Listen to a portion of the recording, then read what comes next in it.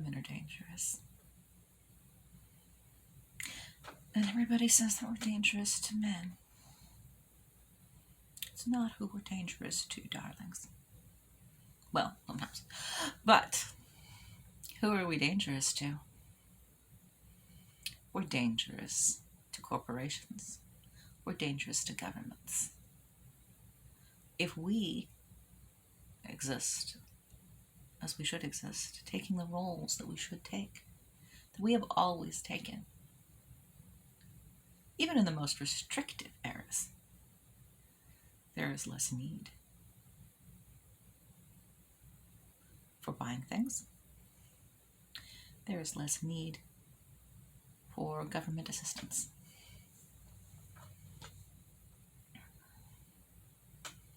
We're a threat. Women being women are a threat.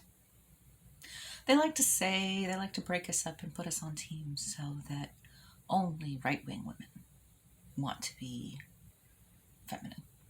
Left-wing women want, I'm not sure what they're supposed to want, but it's definitely not femininity. And I think somebody went off track, and the more I think about it, I don't think it wasn't on purpose. Or at least there were a lot of useful fools. I don't like being useful to people I don't trust. And I'm not a fool. If you look at this, the corporate interest, what's the corporate interest? Well, the corporate interest is to make you hungry. Not literally hungry, although it's fabulous, but metaphorically hungry. And you've got to get what they're offering. You've got to be hungry. You've got to want. Now, the people that spend most freely, that want most, that demographic, they're in the early 20s. How are we going to keep people buying stuff? Let's make it a goal that everybody pretends that they are no more than maybe 32 ever. You can look like you're in your 30s all the way till you're 65. That's a goal. Well, you can get a dermatologist, sandblast, plastic surgeon, dietitian, coach, tailor. It's achievable if you spend enough money. But that makes the corporations very happy. You're hungry. You have to be very hungry to pursue that. You can, and you can get there. But you have to work for it. And then you have to hate yourself. The whole industry is based around you hating yourself. Well, you don't want to look mature. Somebody called me ma'am. I've been married since I was 22. Call me ma'am. Please. Don't call me miss. I'm not a miss. I'm old enough to be your mama. Don't call me miss. It's embarrassing for everybody. Call me ma'am. I'm 48 years old. I have 2 lovely children, a wonderful husband, a lovely home. I've got a whole mess load of things. But if I forget all that, I only concentrate on the things that I don't have. For the things I do have and I don't want, then I'm so much more likely to buy things. Buy things to fix my problems. Buy things to make me feel better about having them.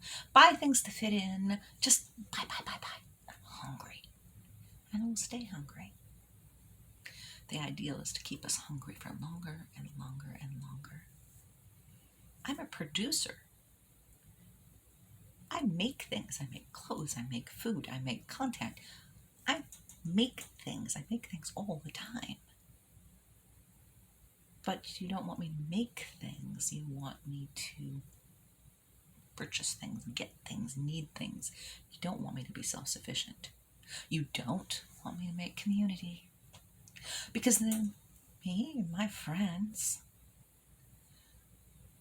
and my relatives, older, younger, that network, well, we might take care of each other's problems. So, something happened to somebody. Well, I'll bring them a casserole, or I'll go listen to their problems, or, I can come in and help. My friends can come in and help me. Again, I'm not hungry. I don't want to buy things because things are going on. And then that other thing with that community network, if I'm doing my job as a 48-year-old woman, I have a network.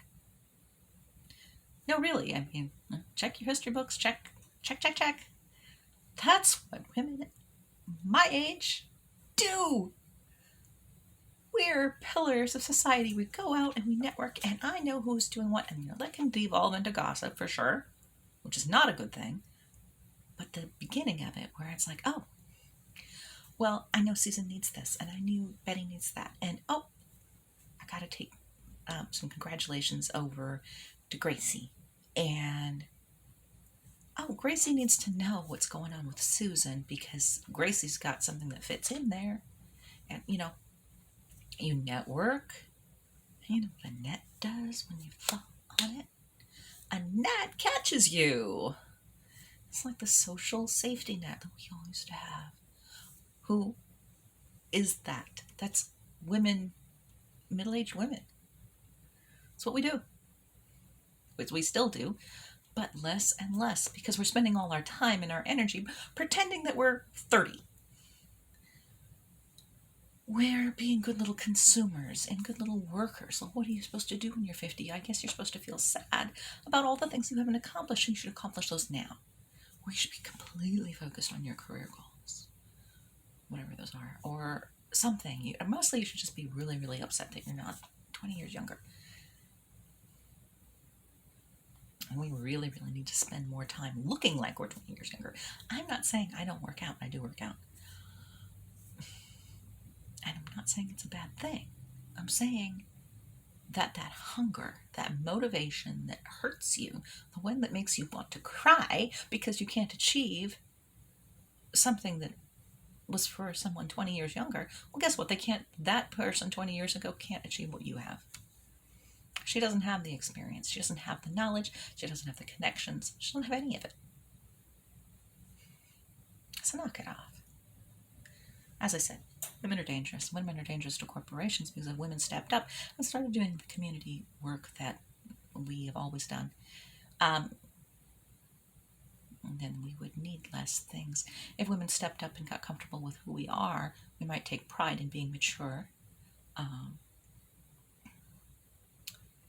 We might stop wanting as many things. We might produce more things. We might give more things away. We might have our eyes on things, and that would all be very, very bad for the corporations. And of course, always very, very bad for large government, because if I'm taking care of Susie doesn't need to ask the mayor for a handout, does she? No, because I got her hooked up. Me and, probably me and 5 people, 10 people. We kept an eye on Susie.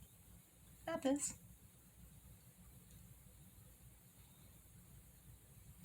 We don't need all that intervention and all little programs and And oh yeah, I can look things up myself, and my mama done teach me how to do things, and we have generational knowledge and experience, and yeah, there's a whole bunch of things going on here, and none of them looks like, oh, I need you, help save me,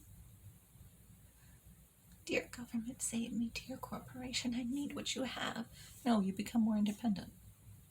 So you stand on your feet, stand in who you are, and don't not want to be who you are.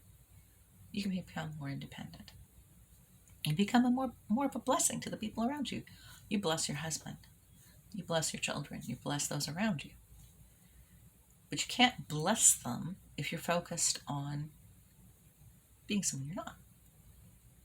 So again, that's why this is called historical femininity. I'm, again, not super interested in vacuuming in pearls and heels. It's not that much of a strand. It's not my thing. Also, I don't have any carpets. So you won't find me vacuuming except the car, and I'm really not going to, But what I am interested in is the roles that women have always filled. For millennia, in culture after culture after culture, women fill certain roles, have filled certain roles. We're not anymore because we were convinced that those roles were less. I don't get it. I don't understand, and I do have a degree in feminism. I do not, in fact, get why, if you had feminism, you wouldn't elevate the respect of those roles. No, no, no, no. Feminists front line against having respect for those roles. I don't get it. You don't want grandma to be looked after? You don't want somebody to be around to look at their kids? You don't want skilled seamstresses, cooks, herbalists. What? How is any of that? You don't want any skilled artists? I mean, like in the 70s, when I was a little girl, that was a big, like, side push for feminism that got crushed in the 80s with 80s feminism. Just absolutely crushed. Because it was like the whole ideal was like, oh yeah, I have all this time and I make stuff and it's pretty and it's cool. And it just got crushed. So I don't understand. All I do, that was the whole first how many minutes of this. I understand very, very well why the movement went against the things that women have always done, making them feel insignificant, useless, unimportant, trivial. But they aren't. If they were, then why on earth would anyone care whether you did them or not? You surely don't think they care for your sake. No. There's a reason. So if you want to subvert the dominant paradigm, darlings, and who doesn't? Who doesn't want to cause a little trouble? Stand up and be a woman. Stand up. Be feminine. Be completely who you are. Stand up in your strength, your transparency, your truth. Truth is an absolute. But you're you.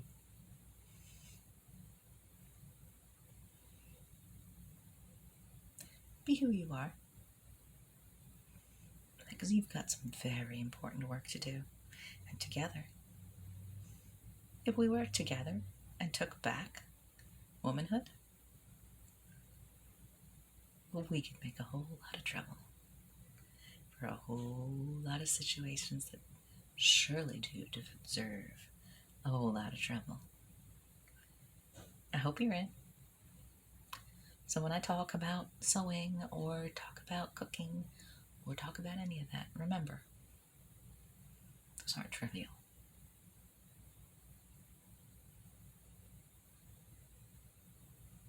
Neither are you. Signing out. I hope you enjoyed this video. Hasta.